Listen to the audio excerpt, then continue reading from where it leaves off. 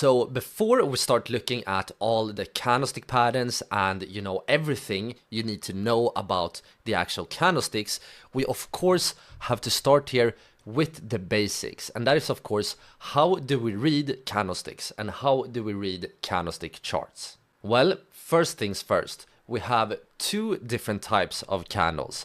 We have a red candle, which is also called a bearish candle, and we have a green candle, which is also called a bullish candle. Sometimes if you see a black and white chart, it is the green candle that is white and the black candle is red. And the difference between these candles is that during the red candle, the price goes down, and during the green candle, the price goes up.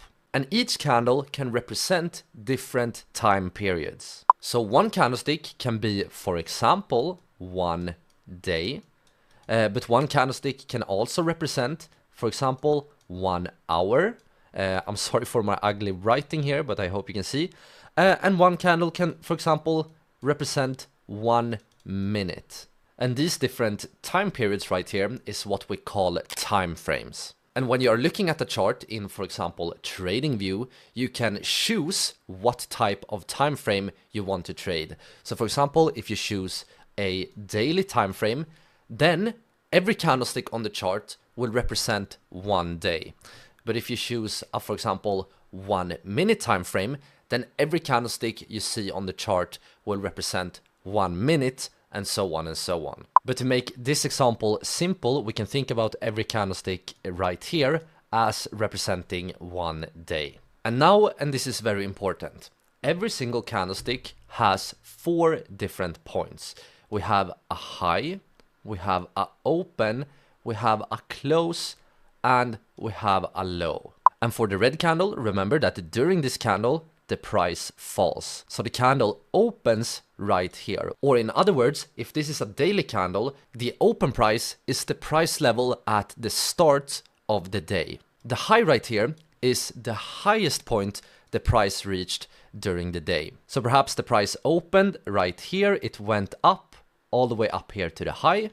Then the next point here is the low. That is the lowest point the price reached during the day. So as I said, the price might start right here, it went up to the high, but then during the day, the price went down all the way down here to the lowest point. I hope you can see, all the way down to the lowest point. And then before the end of the day, the price went up all the way here to the close. So during that red candle, the price might have moved something like this, right? And when you understand the bearish candlestick, you will also very easily understand the bullish candlestick. This is basically the exact same thing, but the opposite. So in this case, the price opens or starts all the way down here. During the candle, the price went down here to a lowest point all the way down here. And during the day, the price went up all the way up here to a highest point all the way up here, and before the day ended, the price came down here to the closing price. So this right here is basically how you read the candlesticks. But we have a few important concepts we also need to learn about. The first concept is what we call a wick or a shadow. And you can see that we have these both at the top, or we can have them at the top and the bottom.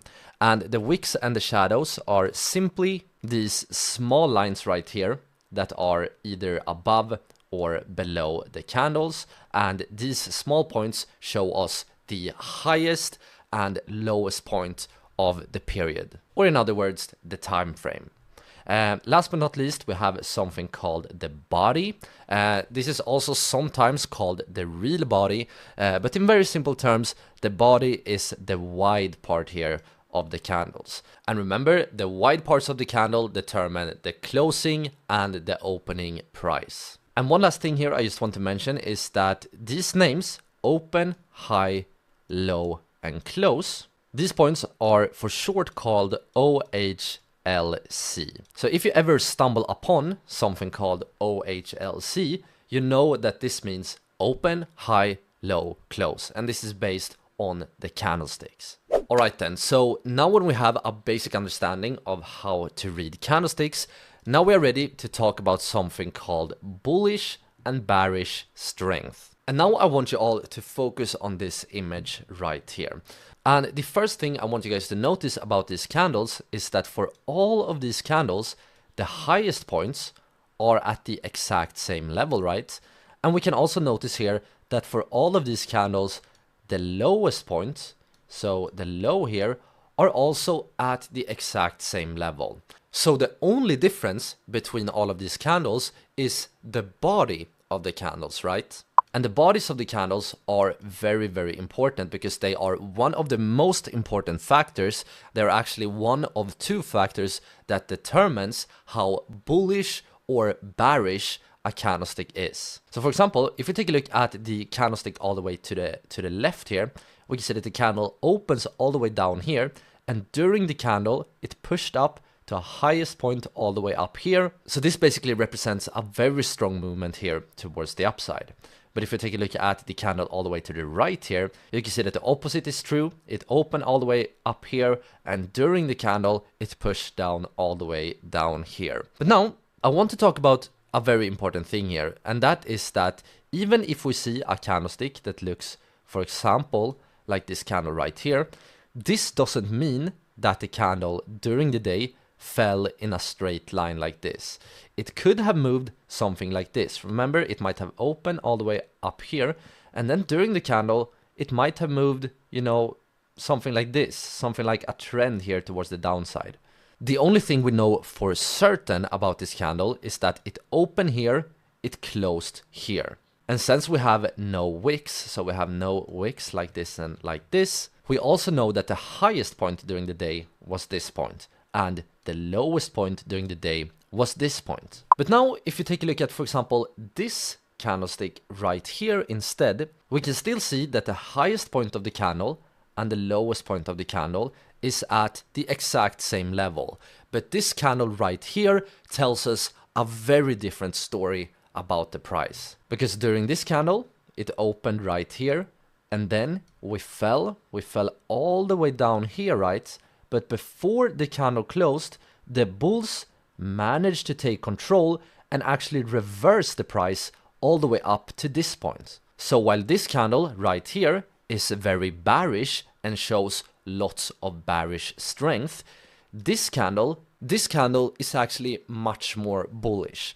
And this candle is actually almost something we call a hammer. And that's actually a bullish reversal candle. And we will talk more about the hammer, and we will talk about a hammer trading strategy later on in this video.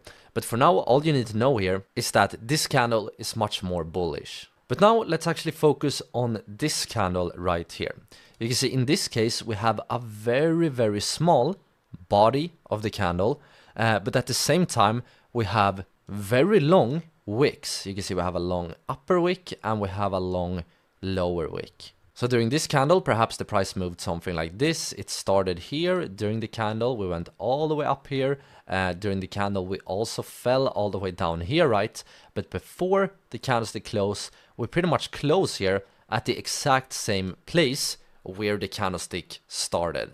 So these kind of candles, when we have very small bodies and very long wicks, these candles are actually neutral. So they don't really show any bullish or any bearish strength. What they basically show us is something called indecision, or in other words, that neither the bulls or the bears are in control of the market. And this specific candle is actually something we call a doji candle, and I will talk more about doji candles and why they are so important later on in this course.